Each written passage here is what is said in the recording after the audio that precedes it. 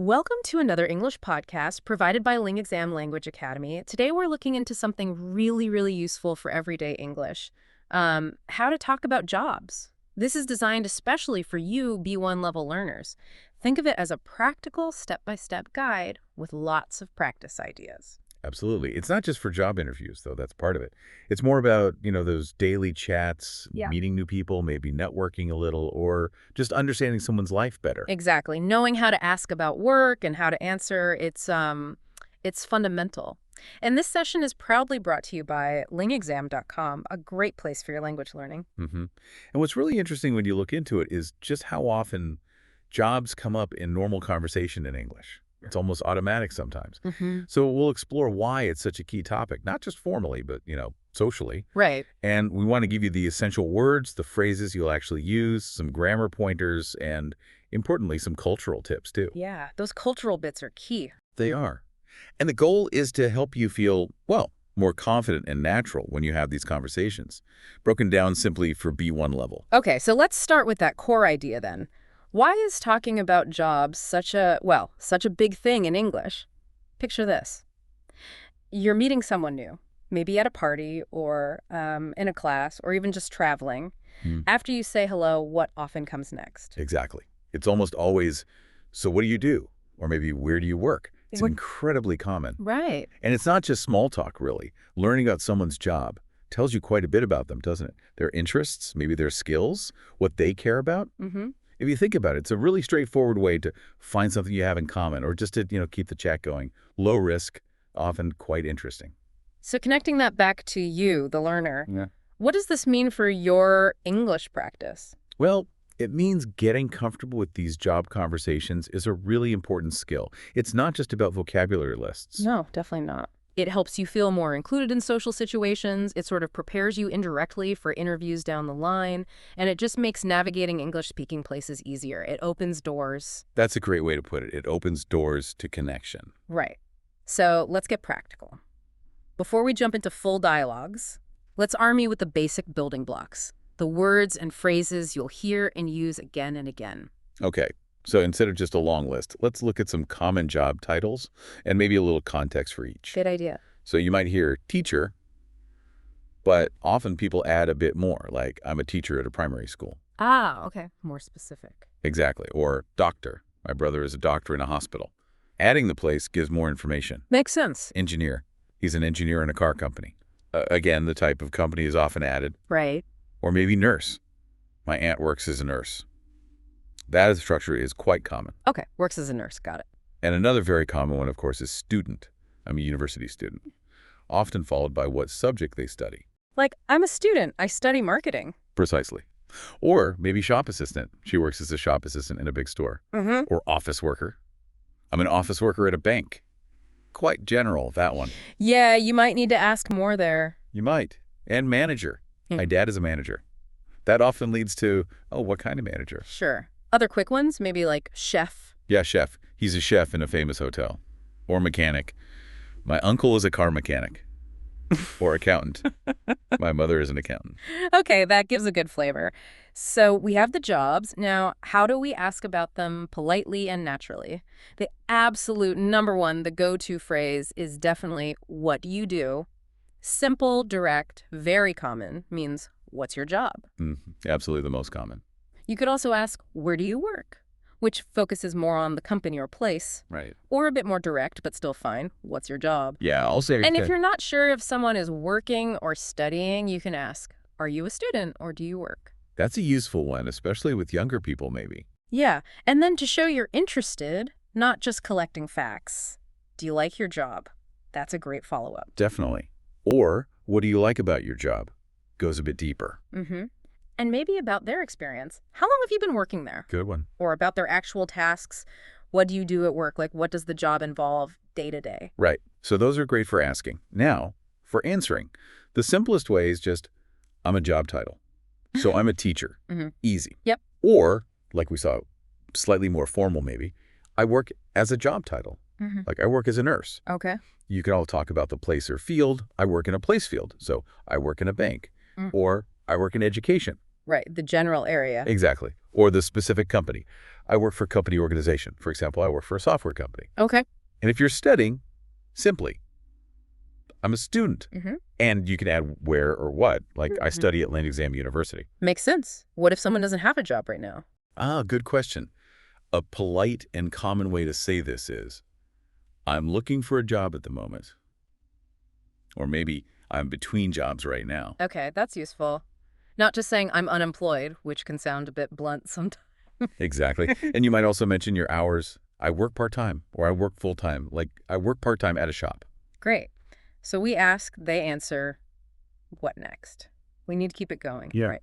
Follow-up questions are key here. Definitely. Like we said, do you enjoy it is always a good one. Shows you care. Mm-hmm. Or maybe, how did you get your job? That could lead to an interesting story. Yeah, good. You could ask about practical things, too, like, what are your working hours? People often compare those. True. Or is it far from your home? Another relatable point. Yeah, and for a deeper chat, why did you choose this job? Gets more personal. Right. So some quick everyday examples putting these together might sound like, what do you do for a living? That's just another way of asking, what do you do? Okay. Or answering, I'm a designer in a small company. See? Title and context. I work at the city hospital. Clear location. Yep. I'm self-employed. Very important phrase if you work for yourself. Right. I'm between jobs right now. Polite way to say you're looking. Good one to remember. I just started my new job last month. Sharing a bit of news. Perfect. Okay, let's shift slightly to the grammar and how to make it sound right. Okay, so a key thing, especially for questions like, what do you do, is remembering that little word do.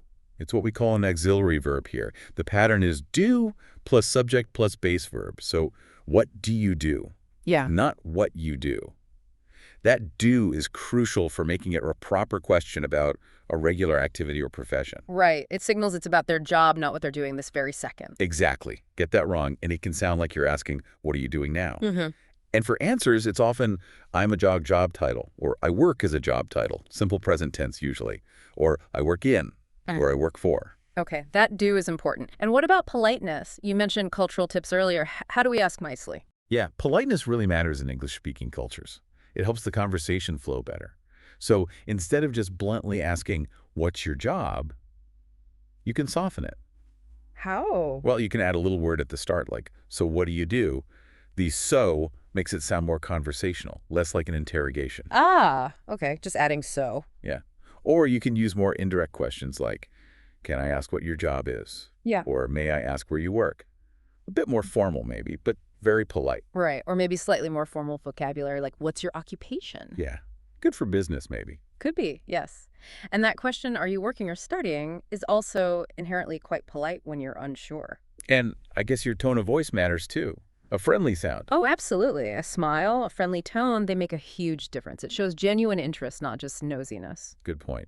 So you found out their job, you've been polite. How do you keep that conversation going naturally? Right. It's about showing that interest we talked about. Ask those follow-up questions. Oh, that's interesting. What do you like about being a teacher? Or, wow, an engineer. How long have you been doing that? So responding to their answer. Exactly. Respond, then ask another related question. It shouldn't feel like you're just ticking boxes on a list of questions. It needs to be, well, a two-way street. You should share a little about yourself too. Okay, reciprocity. That makes sense. Should we look at some examples of this in action, some mini dialogues? Yeah, let's do that. It helps make it clearer. Okay, first one. Imagine meeting someone for the first time, maybe Sophia and Alex. Sophia, hi, I'm Sophia. Nice to meet you. Alex, hi, Sophia. I'm Alex. Nice to meet you too. Sophia, so what do you do, Alex? Alex, I'm a graphic designer. I work for a small design company. Sophia, that sounds interesting. Do you like your job? Alex, yes, I do. It's creative and I learn something new every day. How about you? What do you do? Sophia, I'm a teacher. I teach English to young children. Alex, that's great. Do you enjoy teaching? Sophia, yes, I really like working with kids. Okay, see how that flows. What do you do? Starts it. Then Sophia asks, do you like your job? Showing interest. And crucially, Alex asks back, how about you? It's balanced. Yeah, that asking back is important, isn't it? Very. Okay, next scenario, maybe talking with a classmate. Student A, are you working at the moment or just studying?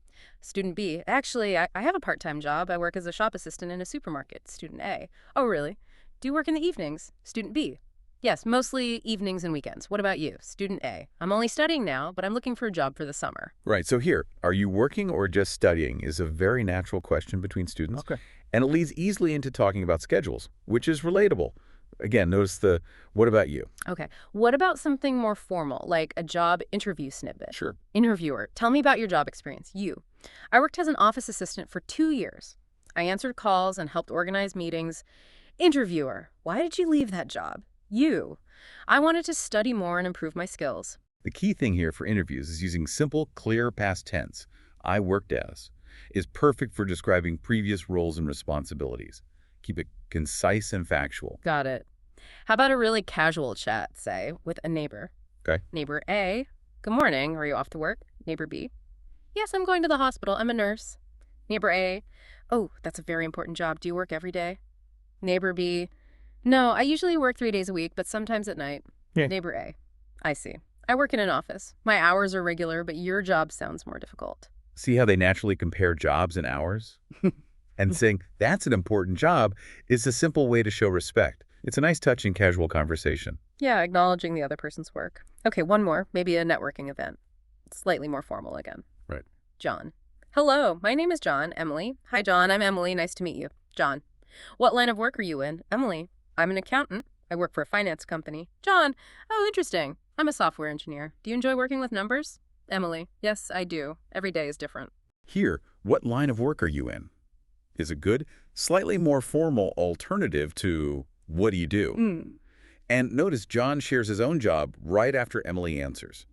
That helps keep it balanced, not like an interrogation. Okay, good point. And maybe just one last quick one. Small talk at the doctor's. Sure. Doctor. So what do you do for a living? Patient. I'm a chef at an Italian restaurant. Doctor. That must be delicious. Do you cook every day? Patient. Yes, and sometimes I create new recipes. Yeah, what do you do for a living? Is another perfectly polite and common way to ask, especially when making general conversation. Those examples really help illustrate it, but it's also easy to make mistakes, isn't it? Yeah. Especially at B1 level. Oh, definitely. And some mistakes are very common. It's useful to know what to watch out for. So what are some key pitfalls? Okay, number one, avoid saying, what is your work? It just doesn't sound natural in English. I always use, what do you do? Right, stick to what do you do. Second, don't mix up job, noun, and work, verb. You can't say, where do you job? The correct phrase is, where do you work? Okay, verb work. Got it. Third, word order. Avoid, you are what job? The natural question form is, what's your job? Or, what is your job? Simple subject-verb inversion. Exactly. Fourth, and this is a big one, confusing present, simple, and present continuous. What are you doing? Means right now, this second. For profession, you must use Eva. What do you do? Crucial difference. Very. Fifth, using be with work. You don't say, I work in a bank. It should be, ooh, I work in a bank. Simple present tense. Okay, no, am, is, are before work like that. Correct. And lastly, third person's e's and articles. Don't say he work as a engineer. Remember the e's for he shite. He works. And use and before vowel sound. He works as an engineer. Ah, yes, the accent and, easy to forget but important for accuracy. And also saying a school. Yes. Good point. Instead of I'm a teacher at school, which sounds a bit incomplete, say I'm a teacher at a school. Unless you mean one specific school everyone knows. Usually we need the A. Great tips. Avoiding those common errors makes a big difference. It really does. And this links back to the cultural side too. How so? Well, knowing the right phrases is step one. But knowing when and how to use them is also key. As we said, asking about jobs is common in English-speaking places, but, you need to be sensitive. If someone seems hesitant, or maybe they mention they're looking for work, don't push it. It's polite to just smoothly change the subject. Right. Read the situation. Don't make someone feel uncomfortable. Exactly.